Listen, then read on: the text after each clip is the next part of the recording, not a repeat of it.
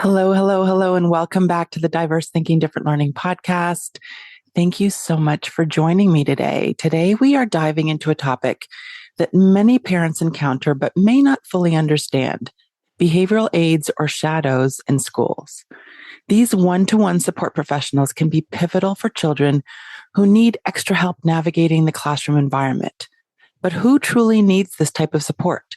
And what does this effective support look like? How can families and schools work together to ensure that children thrive? To help us unpack this, I'm thrilled to have Lisa Top joining us today. Lisa is a board certified behavior analyst with over 11 years of experience in private practice and an extensive background working with children and teens who have ADHD, anxiety, oppositional defiance issues, learning differences, and who are autistic. So glad to have Lisa joining us today. Millions of kids struggle with learning, processing, and social emotional difficulties. These challenges interfere with their ability to reach their full potential. Dr. Karen Wilson is here to help. Her extensive background in pediatric neuropsychology and higher education have prepared her for this unique mission. Listen as she delivers content to inform, educate, and empower parents and educators. This will enable you to identify challenges that kids face and get them on the road to achieving their full potential. This is Diverse Thinking, Different Learning by Child Nexus.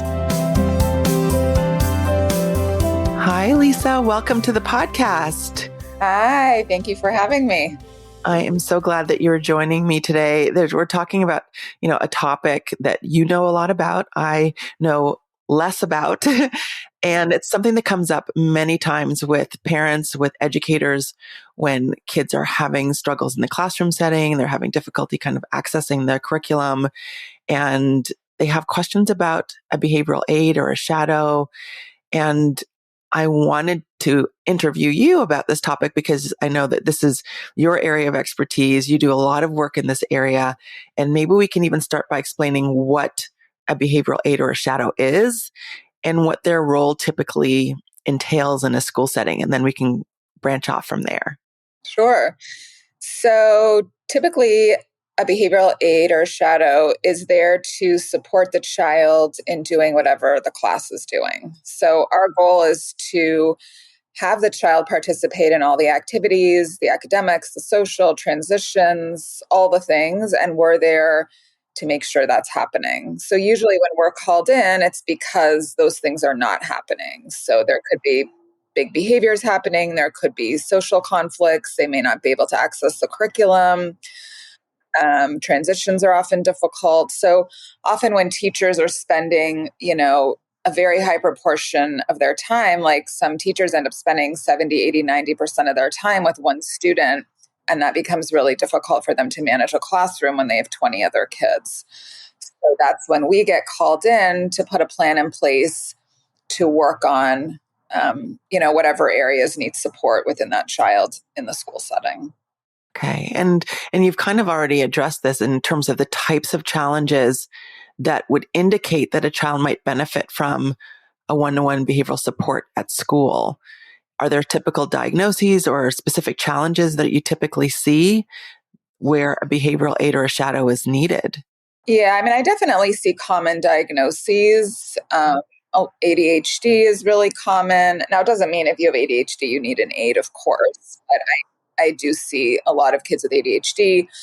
I do see a lot of kids on the autism spectrum. Those seem to be the two main ones. I certainly see kids that have not yet been diagnosed, and usually most of the time they either have been diagnosed or they will be diagnosed soon. Sometimes I see kids, families going through a divorce, and so they're acting out in school. It varies. Sometimes there's anxiety.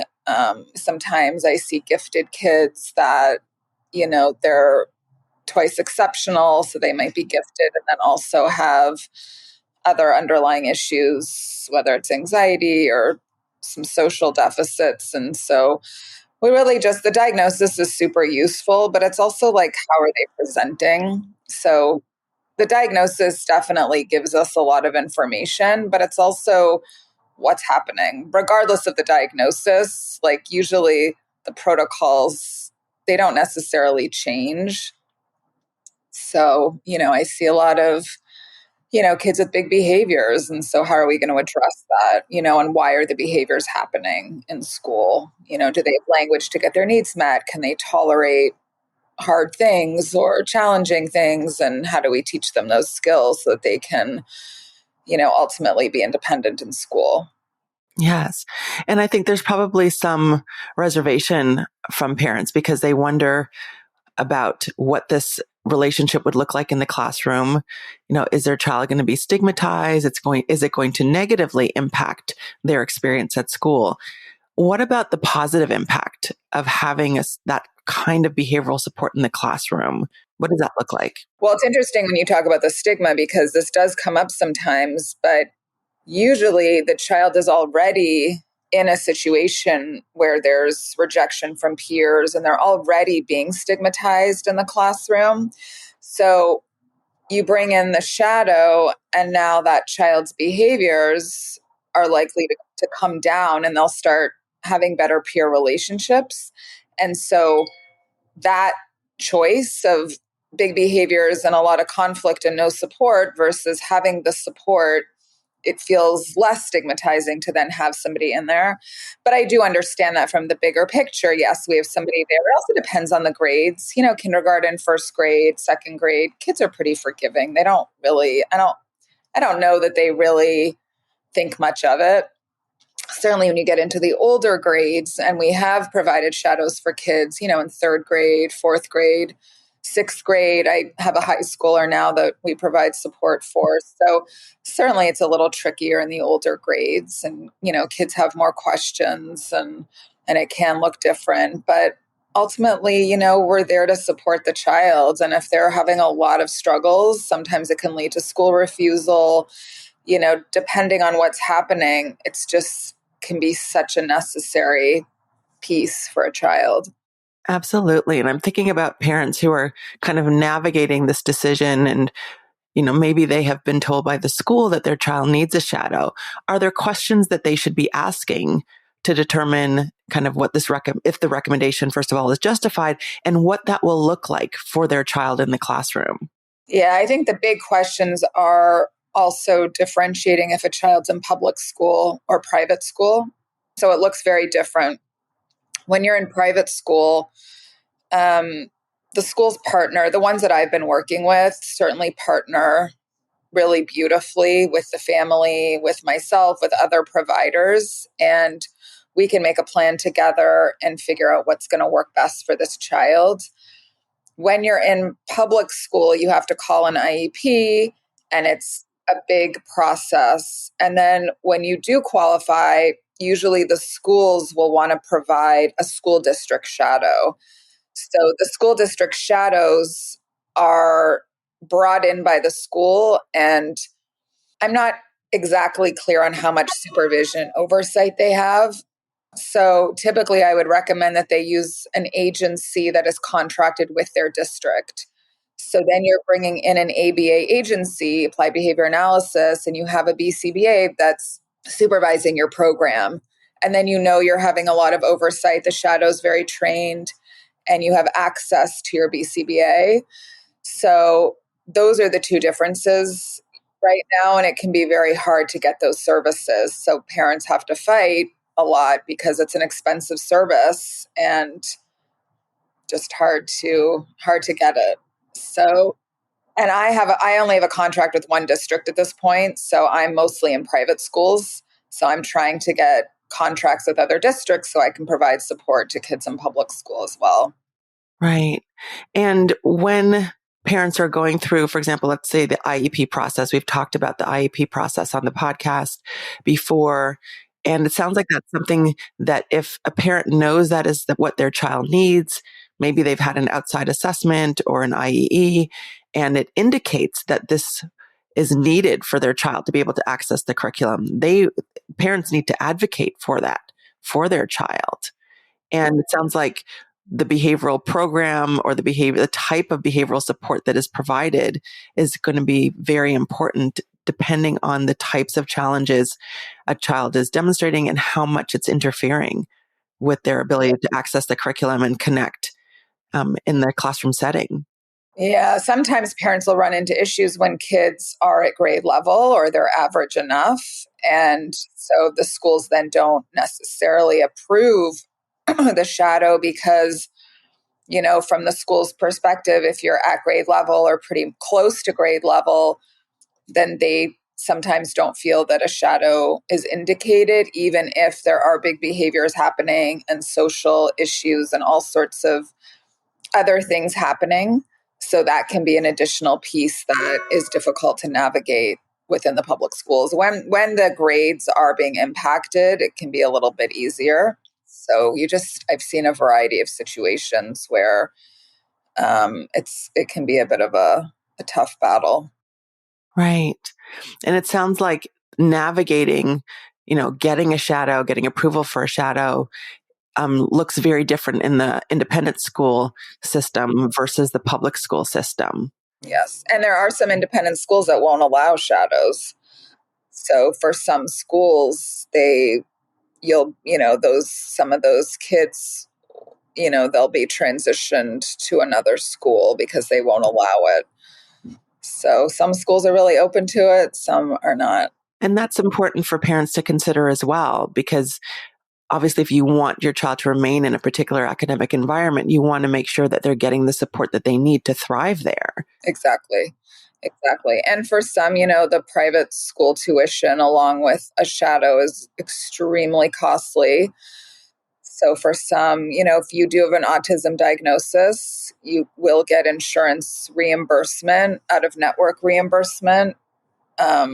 With me, certainly there's in-network agencies that are available. With me, it's out of network. So, and then without that diagnosis, there is no reimbursement. So for some families, that just becomes very difficult with the already large cost of tuition. Right. And some private schools may even have fewer resources to support children with learning and behavioral challenges. And that's probably why they may not allow it or may not have the resources to hire a shadow themselves to support children. Right, exactly.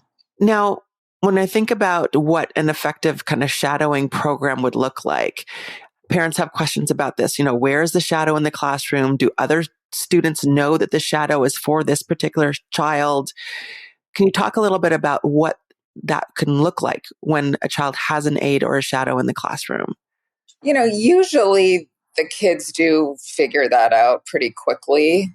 Um, I've had the odd situation where we go in kind of like a Confederate shadow, like where the child doesn't know. I've done that the odd time, and it can work. It's a little tricky because then they're brought in as a classroom helper, but really they're there for that child. So it's a little tricky. It's not, I usually just like to go in and they know that person's there for them. Oftentimes, the kids actually really like having the shadow more often than not because they know they're having such a hard time and they really appreciate the help. I honestly see that more often than not, even when there can be initial pushback sometimes, or there's days where they don't want us there, and then the next day it's very much wanted. So I think it's, when kids are having so many struggles and then you have this really good person with you that's helping you navigate and explaining things and priming you and helping you with all these things that are so difficult, it makes the day so much easier for that child. And they can feel more successful and, have better relationships with peers and all those things. So it tends to be that they do know, and it's so beneficial, really, really beneficial. And sometimes it's also important that, if behaviors are also consistent in the home setting, that there's a consistent plan at home as well, so that all the environments are supported the same. Sometimes there's only issues at school and home is okay, and vice versa. But when there are consistencies, then it's good to navigate both settings. But yeah, usually the kids do really well and they're usually open to it. Hmm. And how do you have that discussion with students about the shadow? Is that something that you talk to, and how do you talk to students about having that shadow in the classroom with them? We usually will meet before school would start with the parents, and I'll introduce the shadow to them. And they're just explained as a special helper, and they're just going to be with you at school. Depending on the age of the child, they're just going to hang out at school, and they'll just be there to support you. And usually we put a reinforcement system in place, and they're going to help you earn your whatever and help you. We keep it really mellow, like super child friendly. And we might meet for ice cream or do something fun and just have them meet this person so that they just can like the person. And then it's a pretty mild conversation. It's nothing too intense. Right. And it sounds like you're establishing that relationship, building trust initially, and helping the child know what the purpose of this person is in the classroom. Yeah, exactly. How do you ensure that the shadow gradually fades out if you want the child to build independence? What does that look like?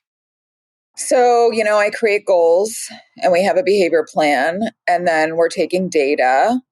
And, as like in layman's terms, I'm always like, we're kind of bored out of a job, like we're just like sitting around, the child's doing all the things, as we start to see the data is looking really strong and we're staying back. Suddenly the child transitions well, follows teacher led directions. Like when the teacher says, okay, everyone, time to line up or time to whatever, off the child goes, that they're becoming more of a first time listener, second time listener, that they're just doing all the things. They can hear the academic instructions, get to work and do it. They can advocate if they need help. They can socialize well. They can join in activities. We're not seeing behavior. So, the data really will show what's happening.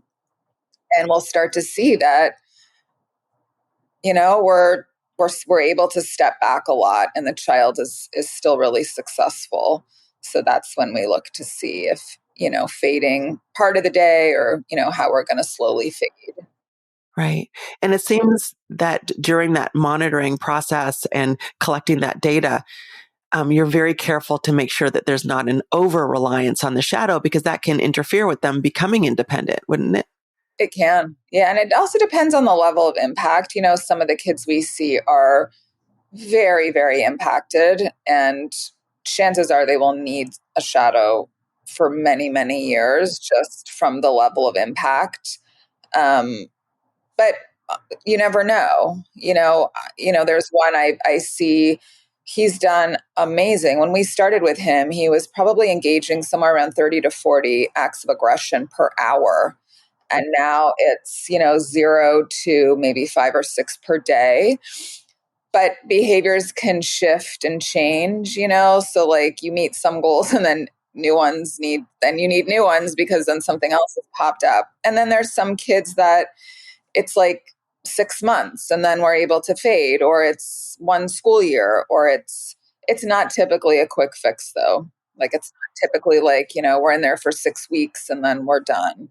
So it's, parents have to sort of know that it's a process and it's not a quick fix and it takes time. And oftentimes we need to pull in other providers. So sometimes we need a speech pathologist, we might need an ed therapist, we might need a psychiatrist, we might, so sometimes there's more pieces to the puzzle than just the shadow. In order to get to a certain level, sometimes other supports are needed. So I will make referrals for that as well. Right. And it seems that the needs are going to differ depending, obviously, on the behavioral challenges that are impacting the child and also the age of the child, because I think you talked about, what a behavioral aid for maybe a high school student would look like versus a child in kindergarten. Yeah, it will look really different. And depending, usually if we're seeing a child in high school, chances are that child's fairly impacted because it's just not the standard to have somebody in, 11th or 12th grade. So chances are things are pretty challenging to want to bring somebody in. And is it only behavioral challenges where an aid would be helpful, or do you also provide support for academic challenges? I think that's a question that comes up with parents as well. Yeah, we have. We have and we will. Usually it's when parents are getting called a lot and the teachers just can't manage. If it's straight up academic challenges and they're just not able to access the curriculum, but behaviors are fine and socially they're fine, chances are it's not going to get solved with a shadow. So I've done that sort of in the short term, and then they ultimately probably need a different school placement because, we support the academics, but we don't create the academics. So we're not teachers. So we can, of course, re-explain things and break things down and work with teachers to modify things so they don't maybe have to do as much if they're doing like those, sometimes there's those math sheets that have like 50 like multiplication or adding, maybe they only have to do 20 and, we break things down like that. But if there's true like learning differences and they're third grade and they still can't read or things like that, we can support that to a point, but they ultimately are probably going to need a different kind of a school that can really support them academically. Right. And given the overlap of academic challenges and behavioral challenge, it really speaks to what you said before about working collaboratively with other professionals, because I know that some of the behaviors that kids exhibit are related to their academic challenges. Kids who are really struggling academically and are refusing to do what the teacher is asking them to do may be disruptive because they want to avoid certain academic tasks that are hard for them. Kids who might be eloping or trying to leave the classroom because it's so aversive for them in terms of the environment and the expectations that are placed on them. Do you see that a lot, that overlap? I do. I do. There was this amazing line I learned in grad school that it's always stuck with me. So when a child's not learning, there's two reasons. Either they don't have the prerequisite skills to learn that skill, or we're not teaching it right. So that's the piece, like, we're not going to blame the child for not understanding something, right? Like, why is this happening? And if a child is constantly having big behaviors around schoolwork or around any sort of work task, we really need to understand, is this they don't know how to do it and they're so frustrated and they're not getting the help that they need? Of course, like, who wouldn't be frustrated if you're constantly presented with tasks that you don't know how to do and nobody's teaching it to you properly? Or is it something else? And so we try to figure that out. And if it's ultimately that they're just not understanding the material, how do we break it down and teach it to them? And so sometimes, they can switch into a different kind of classroom environment that is geared towards kids with learning differences. And sometimes we can't, certainly if they're in public school or in like an SDC class, then it can be up to us to break things down or work with a resource teacher or the special ed teacher and try and make that work and really trying to understand where the child is. Sometimes they need the assessments, which I know you do, so that we can really get a good sense as to where they are academically and what are the specific learning challenges. Do they have dysgraphia or dyslexia or all these other things, and how can we best support? Do they need a net therapist? How are we going to best support this child so that they can start to feel successful and more willing to do these really hard tasks? I had a child a few years ago. We shadowed him for a few years, and when we started, he was in second grade and he wouldn't even sit at a desk. He wouldn't write. And he's actually incredibly bright. He's really bright, but he just would not. I mean, initially it was just getting him to come to the table, to come sit at the desk. And then it was just to write one word. And then we would write the whole sentence for him. Like, it was a really slow process. Like, we had to build slowly just to build the tolerance and the willingness just to like be present in the classroom. It was so aversive for him. So, it just depends on what's happening. But academically, he does have some learning challenges, but he's also incredibly bright.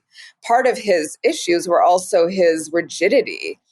And he just couldn't tolerate certain things because in his mind, it was stupid or it didn't make sense or he just was like, I'm not doing that. That's stupid. So, working through some of those challenges as well to open the door. And then parents eventually brought in psychiatry. And I think the meds did help, with a bit of pausing and just giving him a little bit of space for a little bit more tolerance.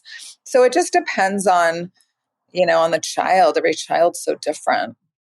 Absolutely. And monitoring what's working and what's not working. Like, you gave some great examples about, when there is an underlying learning challenge, like a dyslexia or dysgraphia, obviously a child is going to avoid writing at all costs when it is aversive for them. And understanding the reason for the behaviors is so important. I mean, you can address the behaviors by providing that support, but there also needs to be the other piece of understanding where these behaviors are stemming from, because I can imagine if they're not being addressed in the appropriate way, you're going to get some of the behaviors that you see, but then also a lot of anxiety, which leads to other behaviors or even exacerbates the behaviors that are there. Yeah. Yeah, definitely. I had a student years ago who we weren't shadowing him, but I was brought into the school I was providing some support to the school. He wasn't having big behaviors, but there was some academic struggles. And what I soon realized I don't remember if it was from an assessment or what, was that he had dysgraphia. And so they were testing him and making him write. And his grades were low. And I said, let's try testing him orally and see what happens. And suddenly he was getting like a 90 and everything. And it's like, oh, like, this isn't, a writing task. It's like, of course, we want to work on the writing and bridge that gap. But for sake of a science test or a, comprehension, whatever, like, have to be able to write it. If you can say it orally, you're demonstrating that you understand the material. So let's test him where he's at and then build those skills through ed therapy. So, like, I sat in a meeting with the school and was like, it doesn't really make sense to not test him orally. It's been determined that this child has dysgraphia. So let's meet him where he's at and not make him, so we can build up his confidence and he can see like he's doing great in school. He's got some needs that we can support. So it's really understanding where the child's coming from and how best to support them. I think it's just so demoralizing for kids and, just devastating when they have these struggles and the right supports aren't in place. It's, be like sitting in class in another language and you don't know what they're talking about. It would be so frustrating. And how would you even pay attention if they're sitting talking in another language that you don't speak? You'd eventually would zone out because you don't know what they're talking about. And then they give you work to do and you're like, I don't know what to do. I'm just going to walk away. I'm not going to find something else to do. So it can be really challenging. So really trying to figure out how best to support. And that's the goal. When I see kids for assessments, the goal is to find out what is the best way to support this child so that they can not only access the curriculum, thrive, and demonstrate what it is that they know. And you gave another great example of what that might look like for a child who has dysgraphia. They can demonstrate what they know orally. They can use dictation software. They can use a scribe. And so having all of these pieces in place to support a child is so important. Maybe the educational therapist, maybe a speech and language pathologist, an OT, behavioral support in the classroom as a shadow or an aide, and also, again, tracking the extent to which kids are responding to these interventions, to these accommodations, so that we can scaffold them and get them to the point where we can start peeling back some of those scaffolds so that they can show their independence. I mean, that's the goal. Yes, exactly. Yeah. I want to talk to you before you leave about how parent coaching fits into the process of supporting children with behavioral challenges, because oftentimes when we're thinking about, behavioral aids or shadows in the classroom, we're focusing on what's happening in the classroom setting. Are there things parents can be doing, and parent coaching, how can that be helpful in supporting a child in addition to having that behavioral support? So, yeah, I mean, I work with families that have a child that does need support at school. And then I also work with families that at school, the child is fine. They're holding it together. So in either scenario, when things are really unmanageable at home and parents are just can't manage, there's just behaviors around everything and pushback around everything. And some families, it's really intense, and some it's intense, but not to the extreme. So, I come in, I observe, I do an intake with parents and put a plan together. And then I work with them on how to implement the plan. So depending on the child, there could be a visual schedule. Like a recent child that I've worked with, her morning routine was really challenging. So we put in a visual schedule, pictures of her morning of her doing all the activities. And then she would have a preview of what the day looked like or the morning schedule would look like. And then she would follow that schedule, attaching reinforcement to it, it just depends on the child, but some kids really need that visual schedule. It really helps them understand what's happening. It's like when you give a verbal command or, you say, okay, it's time to go brush teeth, then it's gone. Like you said it and it's gone. And they're like, what do I have to do now? If they weren't listening or if they forgot. But when you've got the visual schedule, it's just right there. They can keep seeing it, so it's a little bit more salient for them and really, providing a lot of praise for the transitions and whatever's happening. So it really depends on the child, but there's different things to put in place and then working with parents on how to manage. I always try to get to once a child is in the throes of behavior, you have to just wait it out. There's no magic solution when a child is in it. My goal is to try and avoid that from happening.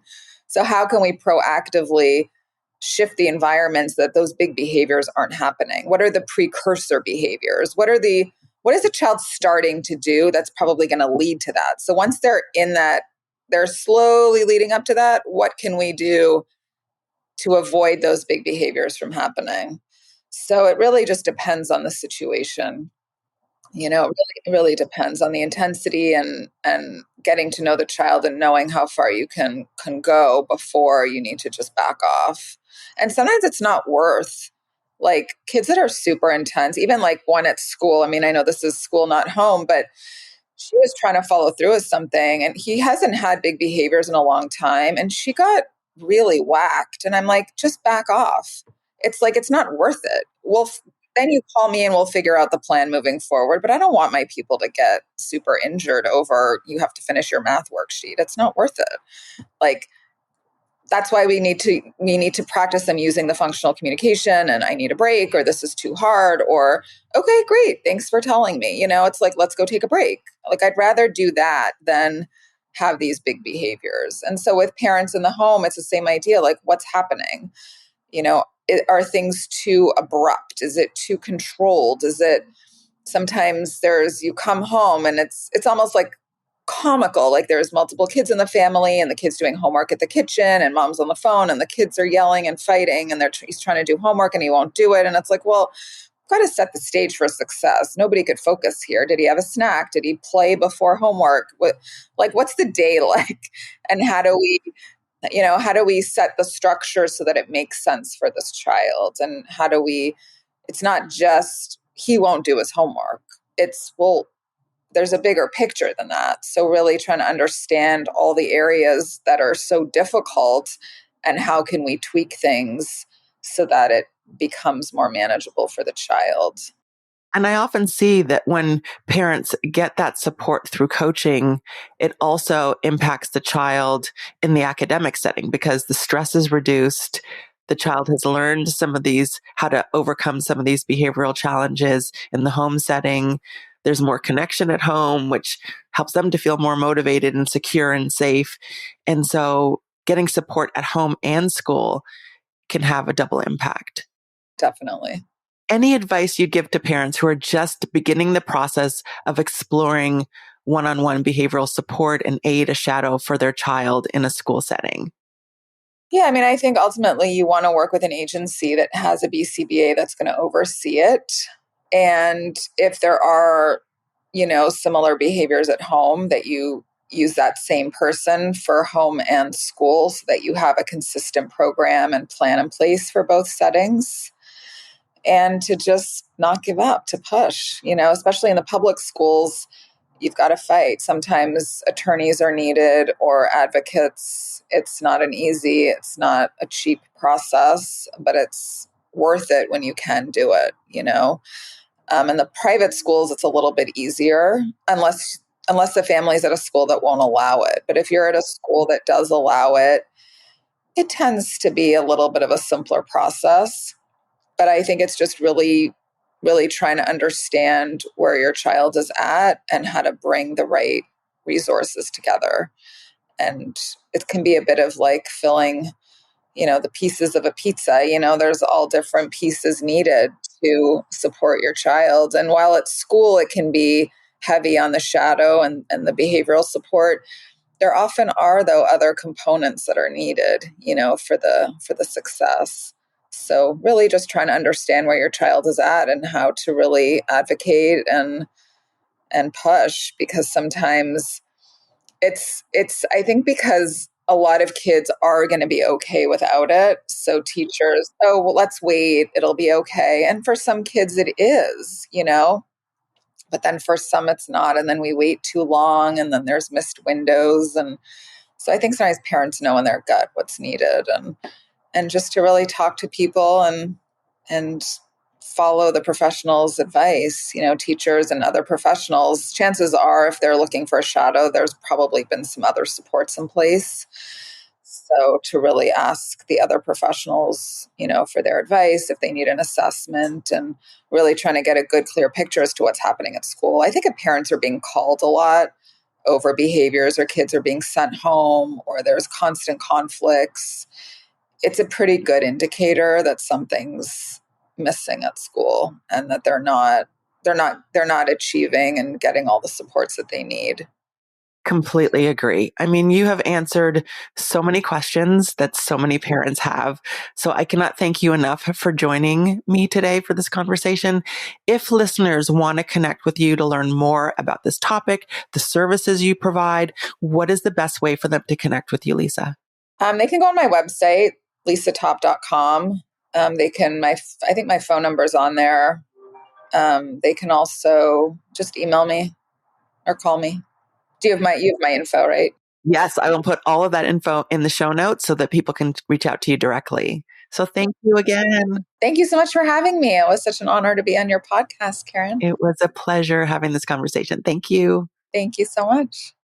Thank you so much for joining us today. I hope the conversation with Lisa Topp really shed some light on the role of behavioral aides in schools and how parents and educators can collaborate to meet the unique needs of children. If you found today's discussion valuable, don't forget to subscribe to the podcast and share it with anyone who may benefit. As always, check out the resources in the show notes for more information on supporting children with behavioral or academic challenges. Thanks again for listening. Until next time. Thanks for listening to Diverse Thinking, Different Learning by Child Nexus. For more resources, visit us online at childnexus.com.